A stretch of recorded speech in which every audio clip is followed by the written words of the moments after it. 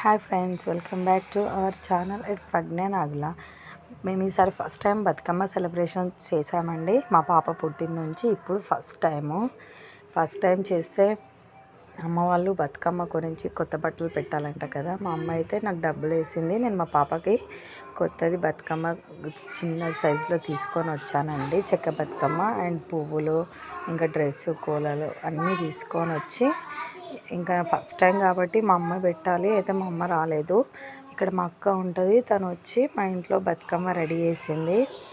మొత్తం బతుకమ్మ రెడీ చేసి మా పాపకి బట్టలు కూడా పెట్టేసి, తర్వాత ఇంకా ఈవినింగ్ అయితే అందరం ఇలా బతుకమ్మ అందరం ఆడామండి. మా ఇంటి దగ్గర ఆంటీ వాళ్ళు ఉంటారు, సో అందరము ఒకే దగ్గర బతుకమ్మ ఆడాము. చాలా బాగా సెలబ్రేషన్ చేసామండి. మన తెలంగాణలో బతుకమ్మ అంటేనే చాలా పెద్ద ఫెస్టివల్ అండి. బతుకమ్మ, దసరా, దీపావళి ఇవి చాలా పెద్ద ఫెస్టివల్స్. ఇంకా బతుకమ్మ అంటే ఆడవాళ్ళకి ఎంతో బ్యూటిఫుల్గా ఎంజాయ్ చేస్తారండి. చాలా ఎంజాయ్ చేయవచ్చు.